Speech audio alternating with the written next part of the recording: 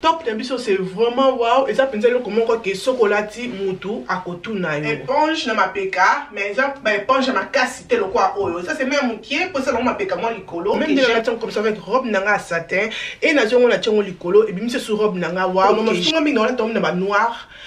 et ça lango vraiment kitoko. Ala qui même ça linga oversize linga vraiment kitoko. Oyo kola top même avec jean.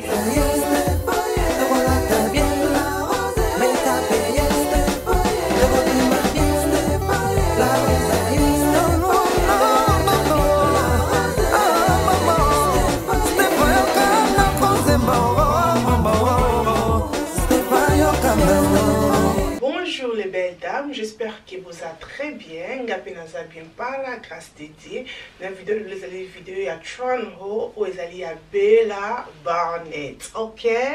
Bella Barnett, on a vraiment là-bas. Bilamba, accessoire, mon corps unique. Ça n'a plus comme mon vraiment belle, vraiment kitoko. Et ça pour la bataille à Batunyo, so, aux à la taille à néné, taille à mouké, taille à moyenne. Na Bella Barnett, au cause de l'eau, oyo et c'est pélicio. Bella Barnett, 4 et 5 bilamba comme ça, est-ce que la rose, l'excellence va les belles dames, ils sont qui va mariage, à un comme la saison va mariage, et tant où ils ont, il y a des personnes qui vont ça la barbecue, vacances et tout, va mettre à tour na Bella Barnett, va cause à la décider. Comment ça la thème ma belle, son monde qui est là, comment on a la télé, comment on a représenté, où est c'est pélicio, avant que aucun négociant va utiliser code nanga, où ils allaient, non, comment on écran quelque part ici, il y a un écran, donc voilà, pour nous, il y a 15%, il y a achat na yo okosala na Bella Barnett. Ok, vidéo oyo kozala mulaite eloko liboso oyo naza nango ya Bella Barnett ezali top nanga oyo bozomona comme ça les belles dames nakoya pembe na caméra pour mona top na biso ndenge eza ma belle, regardez-moi c'est top ndenge ezali noyo batina bingango soutien noyo batina bingango foulard parce que ezalaka lokola foulard mona koki koloba ezalaka lokola accessoire moko boye oyo kotia likolo ya robe na yo de robe na eza ya Bella Barnett te mais kotia na sap na likolo ya top moko oyo lingi ozokende mariage là quand même bissé on a pensé que on a ngarma bissé on a pensé que moko ko bakisa likolo top oyo e kozala vraiment pona yo okosepela nango makasi. Regardez-moi ce top et regardez-moi maboko nango nde bakati yango vraiment kitoko et sima nango ezape kaka même chose donc on a pembe les pour mona ndenge munene ya top na biso ezali top na biso ezaka moi mukie comme ça comme bozomona. Donc, ils ont vraiment mouké, mon place est souki et souki kakawana. Donc, ils ont appris ça accessoire na elamba non yokola. So là tu le cola single, ming sur la tibissé, on a pour ça qui na boutou, malili, ochamolo konomoro likolo, top oh kosa lango vraiment sexy que j'ai. Sous nous tes top non la tia on la taille elle et coquina vraiment très bien et comme vous que top nous sommes top, ils ont un tissu le quoi tissu à soie comme vous mona. Donc, regarde tissu le cola à soie. I will love this top. Top oyo, ils ont vraiment top nanga préféré à la quai. Là toi toujours na Bella Barnett donc ma chasse na bango et ka comme ça son ensemble ko Bella Barnett té et ka biso comme ça donc fond la chasse na biso oyo total soki ezali na nini na kati na kata chasse nanga ma belle ezali na oyo ezali blazer donc veste oyo bozomona comme ça to na mona ki veste oyo ya Bella Barnett na website na bango I was like veste oyo pesa nga vraiment et puis ça expensive butande basali yango et ça le quoi avec ça et ça là vraiment kitoko ça parle de boulot sur ton téléphone comme on peut dire Versace ok donc I really like it tout le monde commence là oh vraiment na cause parce que au quoi avec beaucoup de look ces vestes ici et puis pourquoi pas tomber quand on a les belles dames tout le monde a des vestes na empêcher na l'attaque yango et non tu nous comment l'attaque yango na free birth na le mec na ba fille ça qui est vraiment joli que j'aime au quoi même avec jupe avec robe avec pantalon tout que yo lingi sauf rien veste oyo kosala kitoko so posa mukuse okosala veste oyo lokwa robe et oche collant oche boots et ça la mo pe kitoko mais ngate même quand la ino la tango lokwa robe te parce que eza mukuse vraiment ok donc voilà veste na biso ya comme ça comme bomoni na couleur ya gold na noir et ba tcheli biso ba oyo ezali ba perle wana regardez non veste oyo bazui vraiment ten kotonga ba les belles dames ba 8 ans ya kotonga veste na biso et ngai loko na sala ki na sima veste na nga tellement que zaki munene na loketo to na lataki yango na tonga ki yango awa comme bozomona na maboko na sera ki yango comme ça pour na esalake loketo nanga ezalake ezwinga taille osalanga bien pour le quête nango zaki munene era la taki on sait que na sala ki yango comme ça ba eno ba les belles dames na komeka veste nanga et na sozongela bino ok Voilà ma belle, là nameki veste na biso, regardez-moi ces vestes. Ce qu'on a dit robe mon boya noir et aux autres chango, je trouve pas qu'avec robe à pembe dans la teki, mais la c'est pas l'exception, on dengue zali mais mini robe à noir, on a dit tout en noir aux vestes au chelikolo et que ça là vraiment qui toko veste na un bouton et un bouton moi quelque part ici et au kangango c'est comme ça, au kangi veste et pour ça là comme ça et comme dans le bic oh yanga ina tonga on a simandé la lexible no pour bater ko la rose dans la sombe qui yanga yange ne les quêtes na ngeza ki munene et na sangisi ya tisi comme ça na tonga dans la lexible no pour ça na que le quête na nga ils ont un shape comme ça. I love ces vestes oh regardez-moi ça les belles dames et ça là vraiment respect au que na sortir à restaurant au que na église au que na meeting au que na partout lingi ma belle au que na partout c'est vraiment joli et ça vraiment vestement comme vraiment expensive et ça pépelete et ça kilo pe prix nango et ça prix moko ya moins cherté et ça moins prix moko ya qualité ya bien OK donc voilà et ça vraiment kitoko que ça na ba poche wana à côté comme bozo mon ça na poche. I love this veste. Mutu a sali veste oh na ba perle oh sali libiso comme ça ma belle. Regardez-moi ça. Regardez-moi ça ma belle ces vestes là. Non. Regardez-moi ces vestes. Et vandi biso vraiment très bien en zoto. Mais ce qu'on lingi que oh ya vanda au boito ko tika ngo tonga ngo te po ba ko la rose na ko tonga ngo te tika ngo za la oversize. Mais ngala lingi te sala nga trop oversize na loketo awa. C'est ça que na tonga ki ngo bon mais sunité I love I can see myself na miroir. Veste oh na kola tango lisusu, na kola tango lisusu, na kola tango lisusu. OK ba les belles dames. Et le comme sous s'appelle la veste na biso oh parce que na mapeka nango ba tcheli biso ba o ezali éponge eza vraiment éponge amene nete mais eza éponge moko vandi biso na ngo mona ke mapeka na biso et vandi biso bien et veste oh ma belle la tango na taille L kati chaussée nanga naza na o ezali 3 bilamba naza na o ezali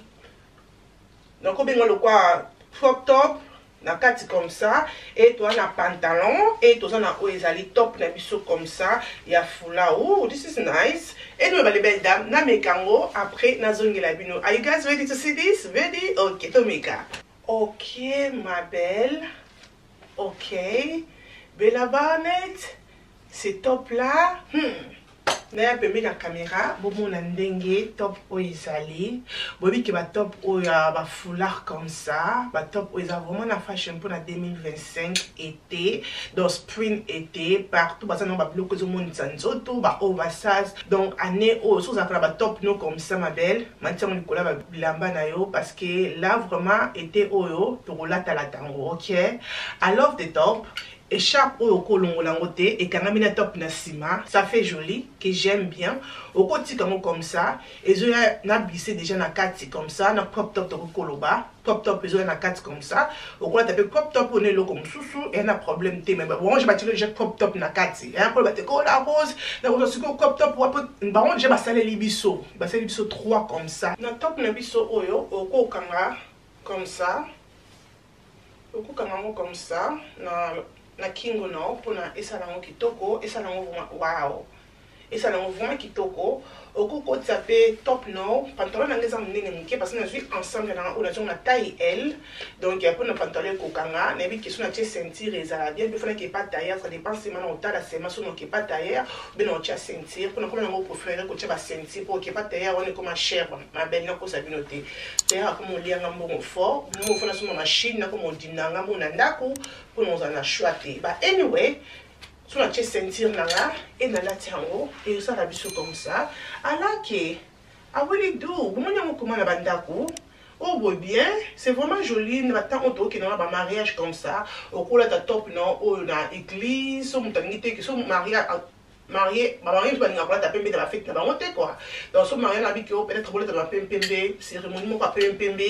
you know église aussi qu'une église à la que ce restaurant c'est nice c'est joli j'aime bien c'est joli alors que ma belle et quand tu n'as pas pantalon on s'appelle moulaï mon pas bien pour ton talon ça mon poussé ça moulaï bien c'est moi qui est le quête ça la moi fan mon parce que ça mon néné mais sous nous j'aime ensemble bon mon y en commun si quelqu'un a un commentaire na c'est yeah au cours ça on peut beaucoup me cousin na tout monde qui me colle oh moi il me colle là ton moi ils ma cassi au comment tu m'as beaucoup comme ça et ça fait joli à deux là qui les filles là qui botte pantalon ba tiango double parce que le pantalon peut mes amis na ba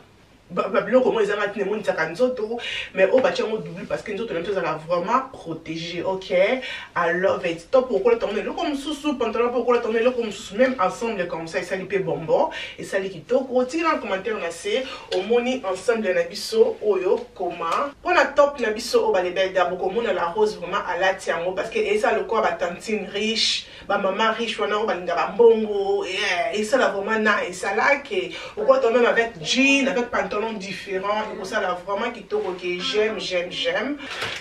la soki ezali nini et loko oyo kolanda na chasse na biso ezali na oyo ezali jumpsuit comme bozomona combinaison. Donc ça vient comme ça notre jumpsuit. I really like it. C'est vraiment simple. Bobby que la rose a une couleur noire et j'aime bien couleur nango eza noir et ba tchelibiso ba silver wana ba argent comme bozomona eza elamba moko vraiment très bien chose que zo bima na butu. Yeah, sorti moko bona butu. Ozo ke mariage, anniversaire et ça là vraiment kitoko na butu parce que et ça là que côté ezo give ezo pesa occupé et côté eza nango plein. Donc j'aime vraiment. Non, c'est vraiment nice. Non, mais quand on a et ça moulaï, et à moulaï, tu n'as pas makolo, et tissu, n'a pas dit tissu, ou à kobendana, et ça tissu élastique, et n'a pas éponge, n'a pas ma pécanabis, ou à tchéli bisope, ou et zali, bah, éponge, ok? Non, le bambing, tu vas le mettre mais kango, après, n'a zone de la bine, ok? Tomeka. Rien à dire, les belles dames. I love it. I love this jumpsuit. Oh my god, c'est vraiment joli, que j'aime bien. Moulaï n'a pas pesé kitoko. Au point avec talon, talon moulaï, vraiment qui est dans linga, que tout est ma belle. Et si manabiso c'est comme ça, quelqu'un tire à simate parce que quelqu'un tire à zate. Mais comme tout le monde a simanabiso dans mon cas tout noir et liboso pesa noir, mais mon pandi na biso moko liboso, il y a mon autres pesa vraiment makambo. Donc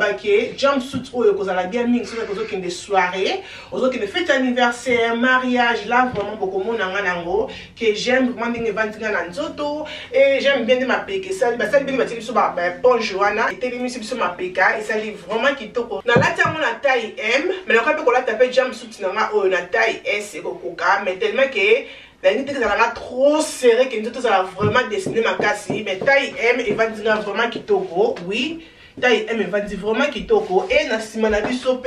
et va dire vraiment kitoko et ça te que c'est impoli ça te que kangio ma casse ozo ningana te non ozo ningana j'aime vraiment tu en commentaire na c'est au moni jumpsuit oyo comment un peu nanga I like this jumpsuit beaucoup monde nanga nango na bande ki ko luka robe ko la ten anniversaire nanga et na bikira la tanini et na ko kota la website ya Bella Barnett na mona ki robe au les belles dames la rose nzoto na yo na robe oyo ekokende, ok? Period. Na vu que ok, dans une robe oyo dans la tempo d'anniversaire nana. Ma belle, regardez-moi ces robes des alliés. Robe oh c'est vraiment joli. Ce qui n'a pas qui, mais dans une robe oh la taille L. Dans une on a taille M parce que na belle là-bas on a dit que le moment na taille M. Et malheureusement robe nanga oyo ezaki trop commentaire côté libellé donc moi là le sans soutien mais ça et l'autre ça l'a quitté parce que ils ont maté vraiment comme ça que libellé ngi du malibanda fait tout bon ma bloc à bateau donc moi tout le monde libanda c'est ça que la tchaki oyo ezali soutien nanga avec ça c'est na 4 bon mon image ici pour mon ami kamo ezate mtokangi direct azate donc c'est ça que notre image ici bon mon andi na la kaki mon anniversaire nanga ma belle robe oyo rien à dire. Robe oyo okutana na mutute ozala yo moko bisika ozokende soko lati robe oyo it was so nice et na restaurant okendaki tona tene d'abord na réception pour que na kanga ba photo mutu to azaki na wow you look beautiful wow ma belle nyamo na komi ko yoka soni na eso ko miso trop après komi ko yoka soni komi ko oh babe am I too much babe na sali trop c'était vraiment nice ces robes but the thing about this dress c'est ça moulai moko bien seulement que etika ba mipandi na biso awa so linga kotika mipandi no polele te na ba keso so mi robe oyo lukata mayo de be moko ya couleur ya silver o chena kati oui fallait que ça fait qu'on de ça la bongo ne la teki soutien ya Versace c'est pas ça soutien Versace parce que on est stressé tant fait que na bimache qu'on a mutu que non la tango et na meka qui en hôtel. Mais si on a eu next time, on peut l'attendre encore. Oui, on l'attend, on suppose en robe, on l'attend, on sous. Mais next time, on l'attend, on ça là-bas, le maillot de bain, il y a couleur, il y a argent. On a 4 parce que comme il pandi, ah ouais, et ça, là, qui est pour et mon sanzoto, et mon sasuko, couleur ya argent na kati au sala ngope kitoko de l'eau ko sala ko tia mayo de ben na kati et aux Europe oyo te soza pour ça que tu ne mona na te mais sinon te soza pour ça que nous to na e mona na ko ba ke kene na te ya likolo ke taille na yo so ko la ta taille M ke na taille L na robe oyo parce que ils a vraiment serré et je regrette que pour ami na so ki mona taille assez mais on a te kango on note que la moto a l'inga sur ma robe on note kango parce que ngai fena zo na taille L et donc quand on a taille L pour taille L on la tango sans que na chelo ko na kati non ko kento to na tika la taso les armes mene mukie non que non pas tailleur mais ceux qui me doso luka robe on a pour sa robe oyo comme il a un message parce que la rose a oteka robe nay oyo I love it et là sur la glitter ba ngeli o ba cheli biso regardez ndenge ezali